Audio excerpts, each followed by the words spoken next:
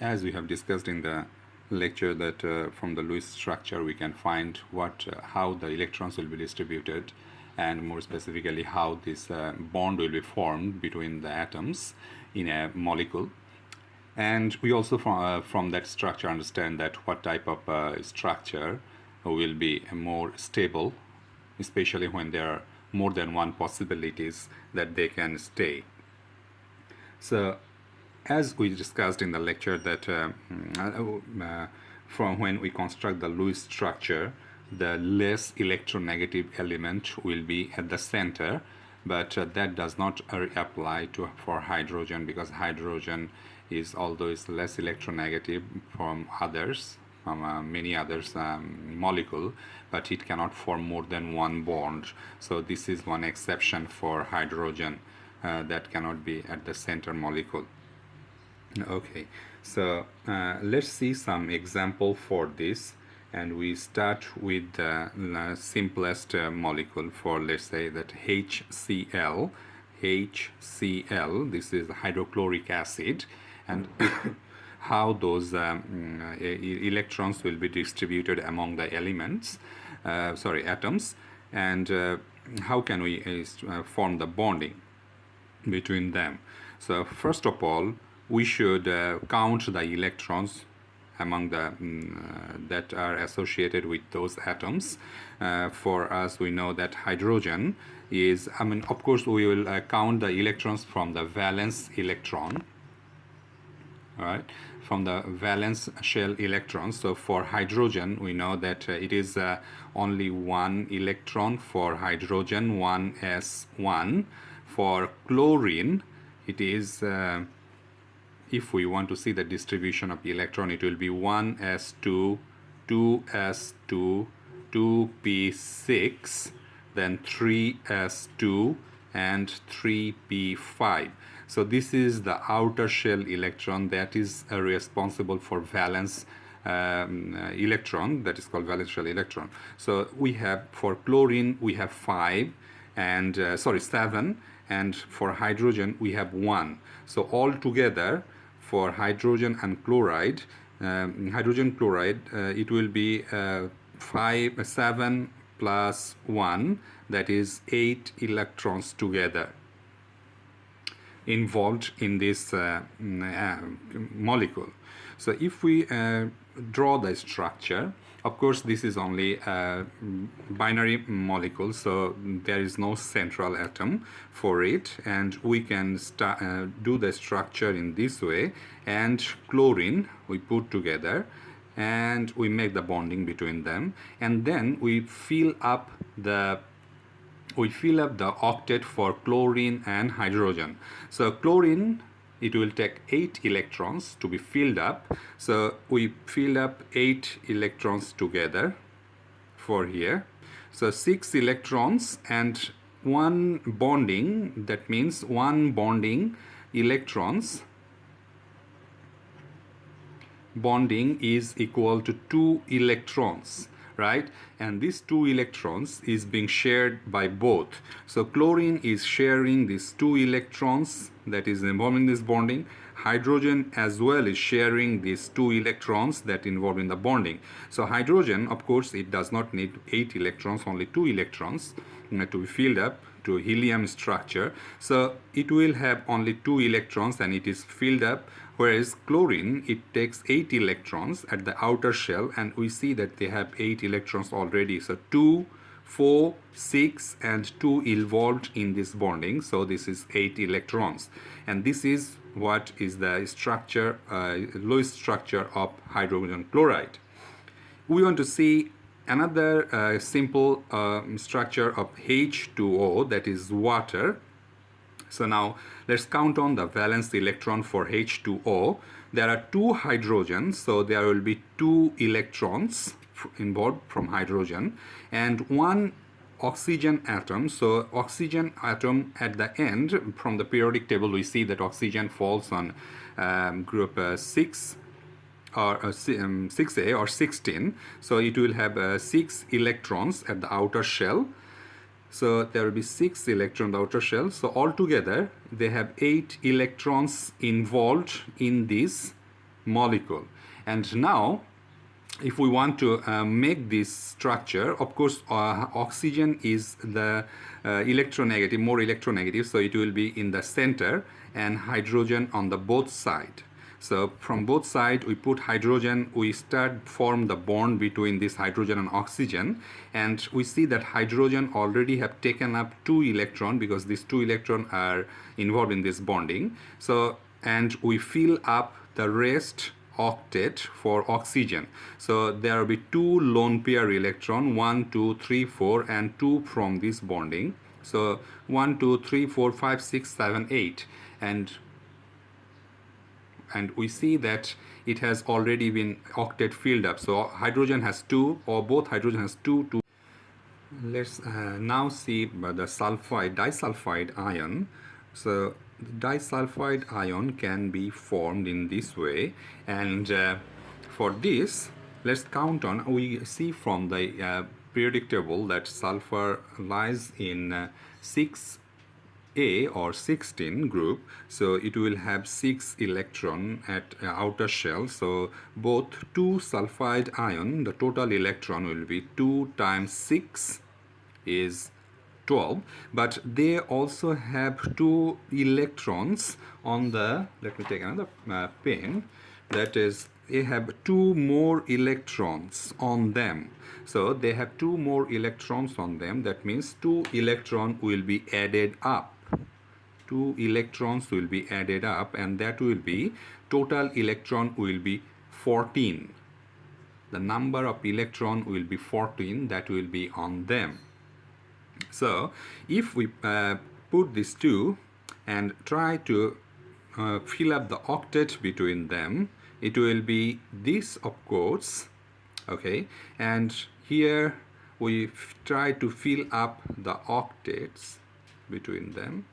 So you will see that they are having 2 4 6 8 10 12 14 electrons altogether, and this is nicely set on it. And since they have 2 electrons, 2 negative charge they are carrying, we will put 2 negative charge here on the top to show that they are carrying 2 negative charges. So yeah, now you may ask that why they are having electrons, so many electrons, why don't they just form 2 double bonds or triple bonds? Well, if if they form a double bond, if I put a double bond here, I must remove 2 electrons from this side and 2 electrons from this side as well, and they will have 2 lone pairs, that means 4 electrons, and here this sulfur will have 4 electrons as well, and the total electron is not 14 anymore, it is 12. Right, 2 4 6 8 10 12. So they are getting the electron number is not fulfilled if they are forming the double bond. So that is why they will not form double bond, there will be only single bond, and this is their the structure will be. Now let's try to do the nitrate ion, the Lewis structure for nitrate ion, and we see that nitrate ion is this. So let's count on the total number of valence electron for nitrate ion. Nitrogen is coming from 15, group 15 or 5A, so it will have 5 electrons. There are 3 oxygen atoms here, so oxygen is from 6 or 16, so it will have 6 valence electron. So there are 3 atoms, so 6 times 3, and they also have one they are carrying 1 charge, negative charge, so there will be 1 electron added up. So there will be 24 electrons all together are having in that, they are having on their atom. So now if we, of course nitrogen is less electronegative, so I put nitrogen in the center, and then there are 3 oxygens, so I try to put them on 3 corner of that, okay, and then I draw a bond, single bond between them, and fill up the octet for nitrogen and oxygen.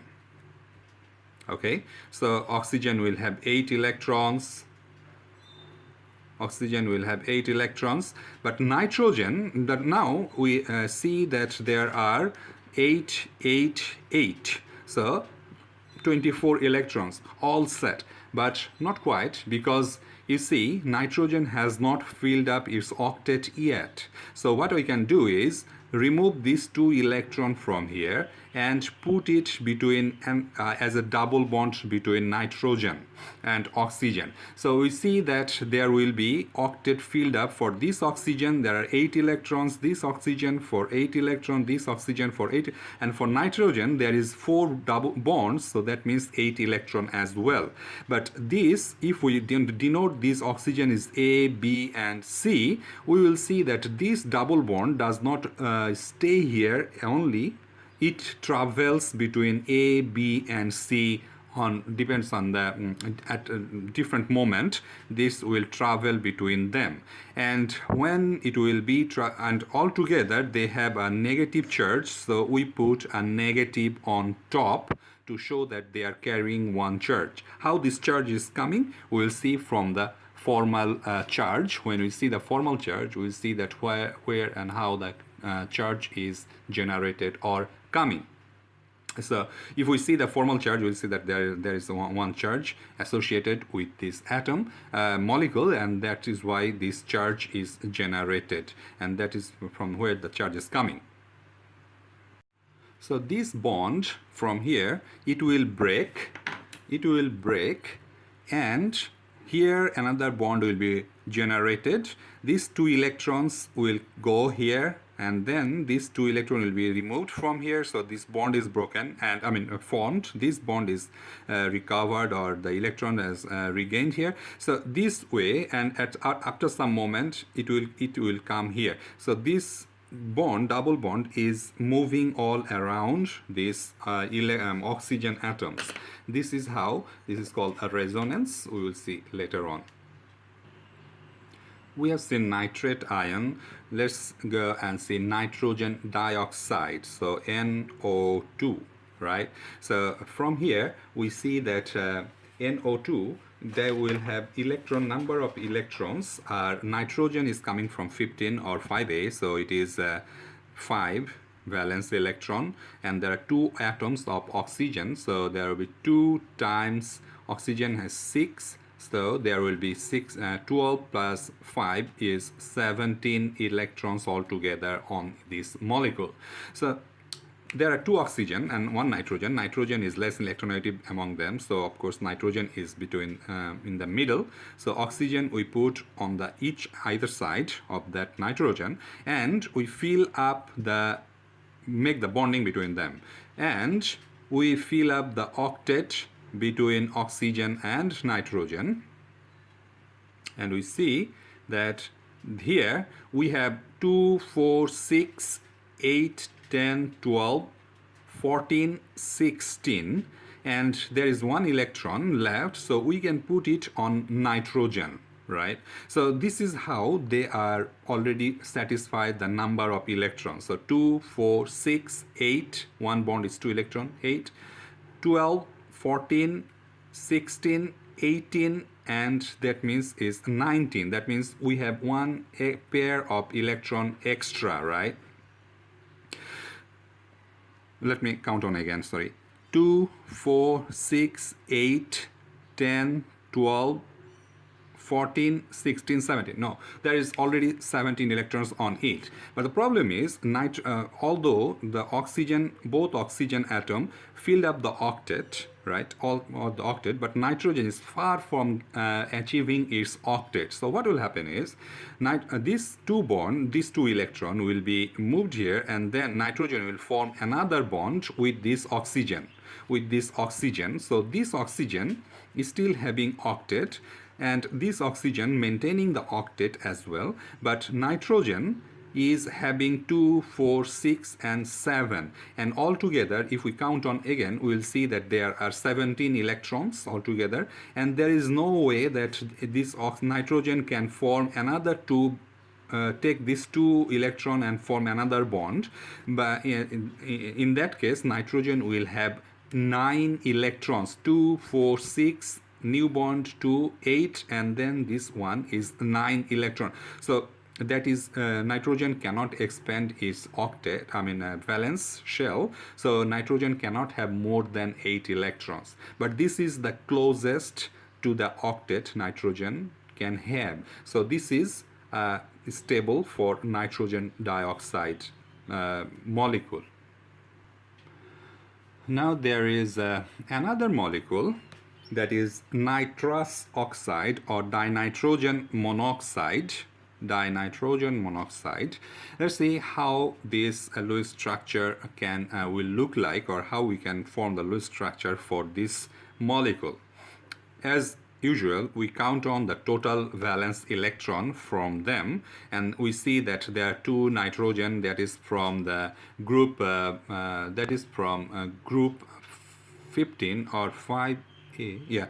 5A. So that will be 5 times 2, that is 10, plus oxygen is from 6 or 16, 6A or 16, so it will be 6 electrons outer shell. So we see that they have 16 electrons all together, right? So since there are 2 nitrogen, 1 oxygen, we put, and nitrogen is less electron than oxygen, so we put in this way. Right? And we form the bond between them and fill up the octet for oxygen and nitrogen, right?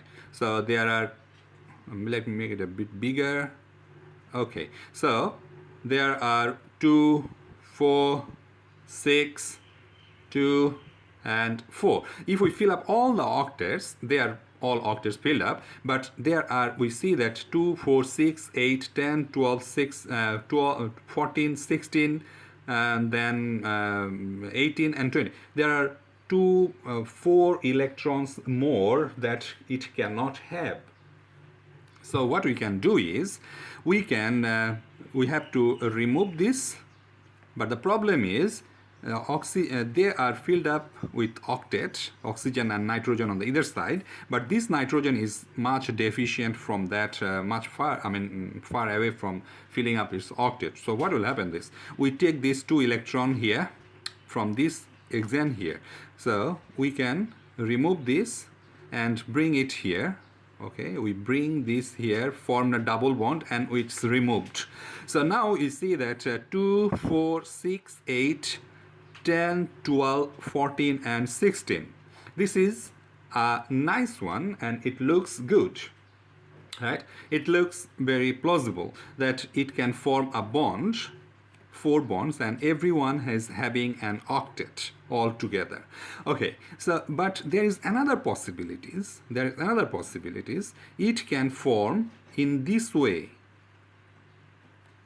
3 bonds and 1 bond with oxygen. Even though 1 bond, oxygen can have its octet filled up, and this nitrogen can have another 2 electrons.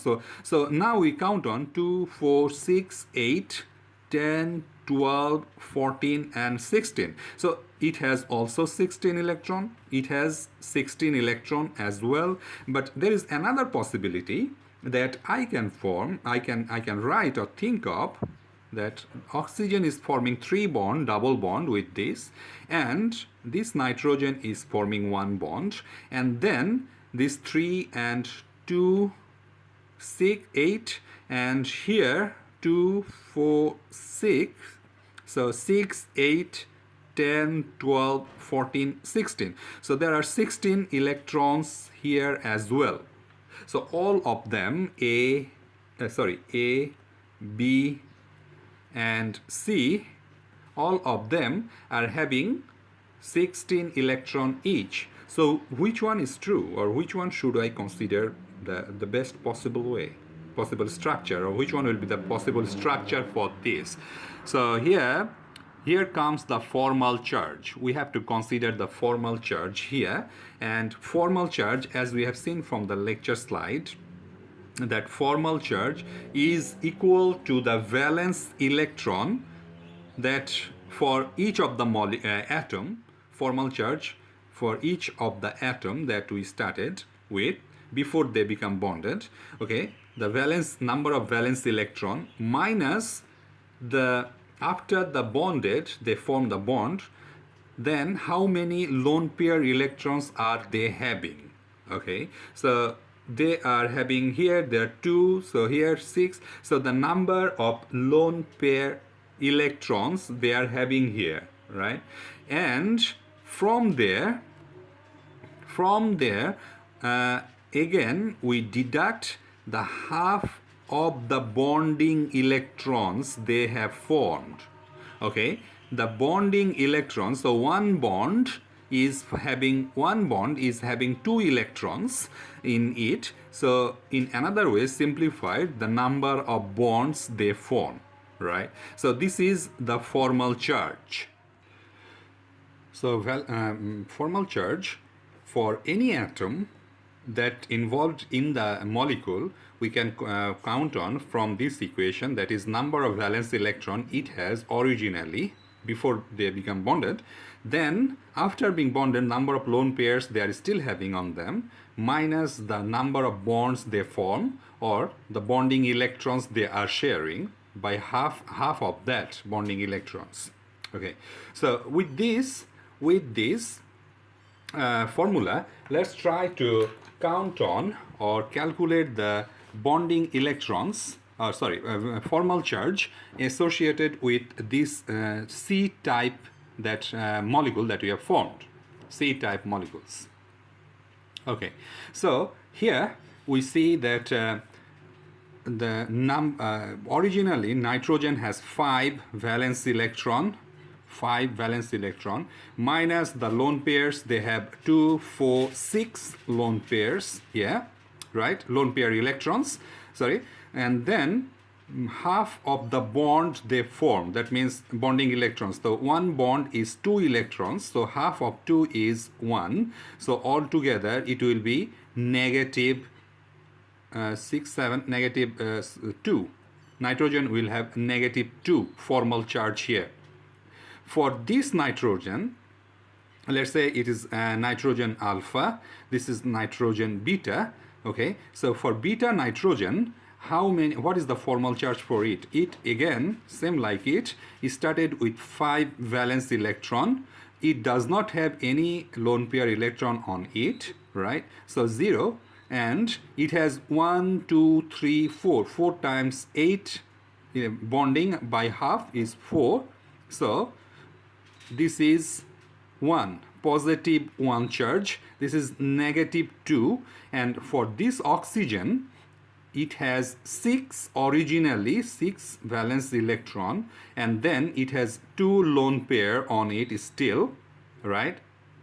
And then it has 3 bonds, right? So it will be plus positive 1 charge, formal charge. So we can say that, okay, it has positive 1 formal charge, it has negative 2 formal charge, and it also has positive 1 neutral charge. So you see that positive cancelled out. So this plus 2 and then negative 2 cancelled out each other, and then that is neutral. Okay, so same way we can find the formal charge for B. We are going to find which one is most plausible or most stable structure for this. So for this B, the same way if we calculate, we will see that it has a formal charge of 0 for this nitrogen alpha. For nitrogen beta, it has a positive 1 charge, just like this, positive 1 charge, and for this it's 6 minus, we still have 6 lone pair electron, and then bonding electron, 2 bond electron, that means 1 bonding, that means it has negative 1 formal charge. Oxygen has negative 1 formal charge. Okay, so let's come to number A. That one was most plausible, looks like everything is okay here, but actually whether it is stable or not. So if we count on the formal charge, we will see that this nitrogen has negative formal charge, this one has positive 1 formal charge, and this oxygen is 0 formal charge, right? So still this one, this positive and this negative cancelled out, and this is no charge, or this is doesn't carry any charge, so it looks okay. This one is cancelled out, it looks okay. This one both cancelled out, it looks okay. But from the lecture, this one also cancelled out among all three. So you can see A, B, C now. Okay, so each of them, all of them looks like all of them are possible. But there are some rule for formal charge, that the formal charge, the lowest formal charge is more stable.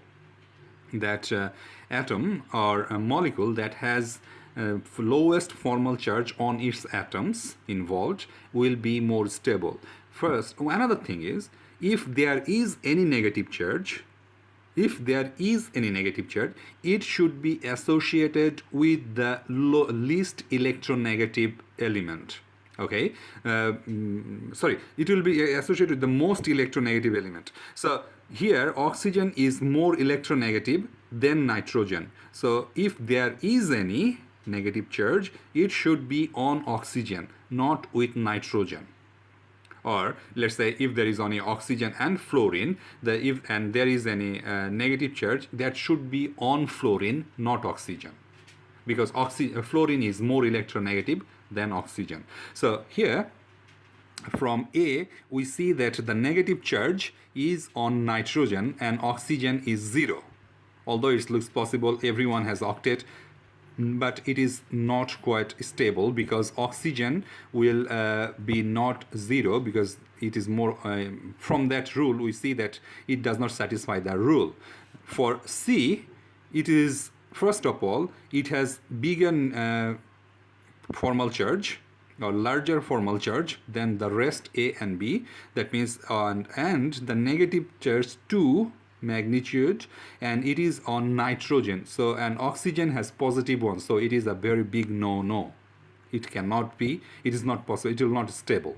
Okay, but here we see, although this nitrogen is not double bond, and they are all also filled up octet, but here we see that oxygen is having negative charge and the positive charge is on nitrogen, one of the nitrogen. So here it will be more stable and it is more plausible, because the negative charge, the magnitude of the formal charge is lower than C, and moreover the negative charge is relying on the oxygen, that is more electronegative than nitrogen. So B is more stable and more plausible. So if this type of problem are on in the exam, you should have to show all the possibility and have to explain why this your option of your answer is more stable based on this formal charge and your explanation. We see another example of this formal charge and the stability of the molecule, of the ions in fact. Let's say fulminate ion. Okay, so fulminate ion, it is a CNO negative, and if we count on the electrons, valence electron, carbon is from 4 or 14, so it will be 4 valence electron. Nitrogen has 5 on the outer shell, and oxygen has 6 on the outer shell. But altogether, after this, on top of that, they are carrying one negative charge. This is one negative charge they are carrying, so there will be 1 electron added up to them. So the number of electrons are all together is 9, 10, 16. So 16 electrons all together they are having. Let me count on 10, 15, 16. Yeah, 16. So we can, which one is the less electronegative between them now? Yeah, so carbon is less electronegative, but here there is another exception, that carbon will not be at the center, because nitrogen will be in the center and nitrogen will form more bonds. Okay. Actually, there can be two molecules or two ions from heat, CNO. That is, one is a cyanate ion and another is fulminate ion. But if I do not tell you anything, that whether it's cyanate or fulminate, you can just draw anyway and follow the standard rule that the least electronegative will be at the center, and in that case it is carbon will be at the center, and it is fine. But if we say that it is a fulminate ion,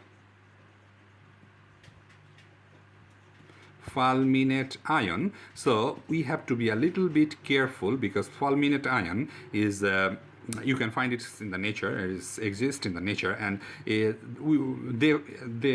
exist in a certain way, so we cannot just find any the convenience one, and we can impose that, okay, this is fulminate ion. No, because we have to take it from the nature, so fulminate ion exists in the nature. So when it is a fulminate ion, we have to draw in this way, that is nitrogen will be at the center and oxygen and carbon on the either side of it. So we can just draw and make the bonding between them and fill up the octets of oxygen and carbon, right?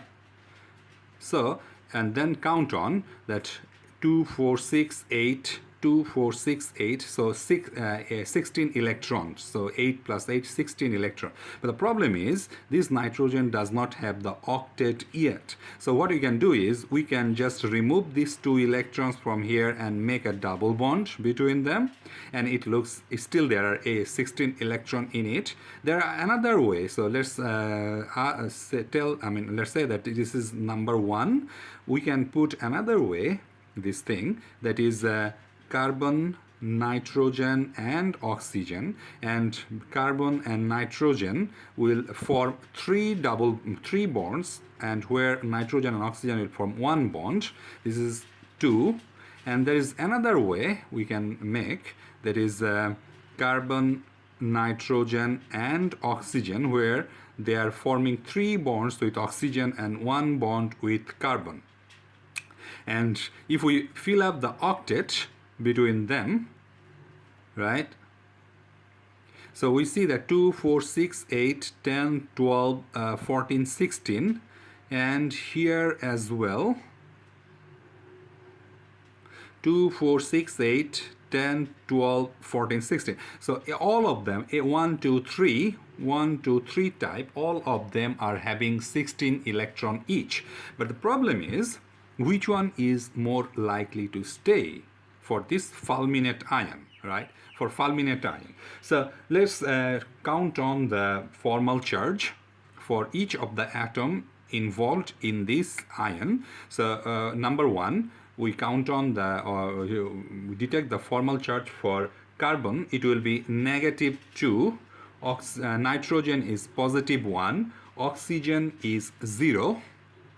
Right, and all together 1 minus 1 plus will cancel out. There will be 1 negative charge, and it is at the end is 1 negative charge. Here for number 2 variant, let's say sorry, carbon is -1, okay, formal charge, nitrogen is +1, and oxygen is also -1, right? So here this positive charge, this negative charge will cancel out, or maybe this one cancel out. There will be 1 negative charge at the end, so it will carry 1 negative charge, and another one which can be 3 negative charge here.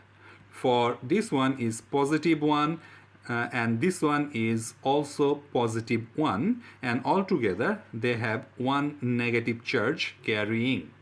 So which one looks more plausible, or more plausible, or more should be, satisfies the rule for formal charge? Here oxygen is 0 and carbon is 2 negative, whereas oxygen is more electronegative than carbon, so it cannot. Here carbon is higher 3 negative charge, this is also a very big no, because we prefer the lowest negative charge, or any charge on the atom, and more electronegative atom will have the least highest electronegativity. So here you see that although carbon is having -1, but here oxygen is also carrying -1, so this one is more plausible, or this one is the correct Lewis structure for fulminate ion. Once again, if it is a fulminate ion, we put nitrogen inside. If it is not given anything, or cyanide ion, we just put carbon as usual, or as for the previous time we have seen. Now we have seen already the form of for elements, they are forming octet in the molecule, but there are some exception for this rule, like aluminium or boron, sorry, the aluminium or boron. Okay, so they do not form octet, but they merely form sextet. That means 6 electron they will have. For boron trifluoride, we'll see that boron, and altogether if we count on the electrons, we'll see that boron is from group 3a or 13, so it will have 3 electrons, valence shell electrons, and fluorine will have 7 times 3, so 21 plus 3 is 24 electrons altogether. So here boron and trifluoride will form this type of bonding, and we'll see that they are forming and producing octet for fluorine, right? And here it is stable already. We see that 2 4 6 8, 2 4 6 8, 2 4 6 8. So 3 times 8 is 24 electrons already here on this molecule, and this is stable. Okay, this one is stable because boron only go for sextet, that means 6 electron, and we cannot put any more bond here because fluorine will not take double bond. Fluorine is only 1 electron here. But there is a problem. Boron, like it forms sextet, also it can form octet as well. So one of the example of the exception is boron trifluoride ammonia, or it can be called as trifluoroboron ammonia, or ammonia boron trifluoride. So here we see that boron is forming 3 bonds that we have seen before, and then also 1 bond with ammonia. And this is how we see that 2 4 6 8 boron is having 8 electrons on it now. So it is an exception, boron, and it can form sextet, it can form also octet. Okay, another example is aluminium. It also forms sextet, and then aluminium trichloride. We can see that aluminium is forming 3 chlorine together, and then all chlorine will have 8 electrons on it. That means octet filled up, and this is stable. So aluminium will only have 6 electrons at the outer shell, and that is stable as well. Phosphorus trichloride they form, and also phosphorus can form pentachloride, and this is called the expansion of octet, right? So phosphorus pentachloride, we see that phosphorus is from group 15, so it will have 5 electrons at the end, outer shell, and there are 5 chlorine, and each of them will have 7, so all together is 14 electrons in it. So phosphorus will have 5 electrons, 5 chlorine, atoms attached to it, and each of them will form a octet. That means each of them will have 8 electrons, so altogether they will have 40 electrons here. So since 5, so phosphorus is having 10 electrons, 2 4 6 8 10 10 electrons of the outer shell. So this is one of the example of the expansion of octet, because phosphorus is having a d orbital, so it can expand its octet. Another example for expansion of octet is the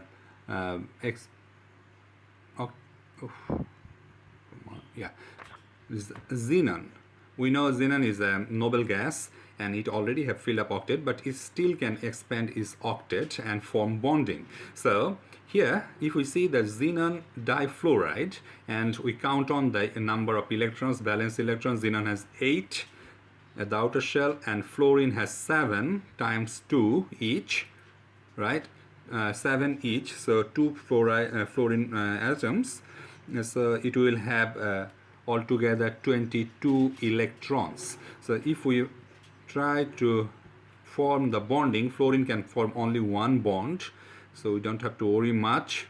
And we fill up the octet, we see that there are 8, 2 4 6 8, 2 4 6 8, 8 is 16. So we need another 6 electron to fill up. So it can host or house another 6 electron on it, and that will be the 22 electron altogether. So you see that 2 4 6 8 10, and it has 10 electrons. Xenon can expand its octet. Another example for xenon is tetrafluoride, and from here we see that 8 times 4 times 7, so it is 40, right? 40 electron. No, sorry, 36, isn't it? 36 electrons it will have, sorry. And then we will see that xenon will form 4 bonds with fluorine, each of the fluorine, and the fluorine will have octet filled up. So we see that 8 8 8 8, so 32 electrons altogether. So where the another 4 electron will go, it will be on the xenon, that is 36 electrons, right? Altogether 36. So the important thing is we must count the number of electrons. We must count the number of electrons on the structure for whatever structure we have done so far, right? Whatever structure, we must count on the electrons all everywhere to see whether it matches the number of electron that the valence shell has from the information we have for that ion or atom or molecule. Okay, so that is how xenon can form expansion of octet. Xenon can have also fluoride 2 negative charge. That means it can have another 2 electrons on it, and in this way it will form 2 electrons. So it will have another 2 electrons on it. In this way it can expand its octet because it has the d orbital, and it can house more and more on the electrons. So altogether, this is why you have to count on the electrons or keep a track of the electrons, otherwise it will be not complete and you will not get the marks for it. All right, so I hope that you listen to it, and please go ahead and try some of the structure like aluminium tetrachloride ion, right? Sulfate ion, then nitrogen dioxide plus ion, CH3COOH. This is the acetic acid we have discussed many times. This is a weak acid. So let's go try and see how this structure will be for the LuCPO4, how this structure, which they will have resonance, and we have to count on the formal charge for each of these, all of these, and which one will be more stable. We have to count on, we have to find out. So go and give it a try. Let's see how. And if you have any question, just send me an email or contact me anytime. Thank you very much. Stay safe.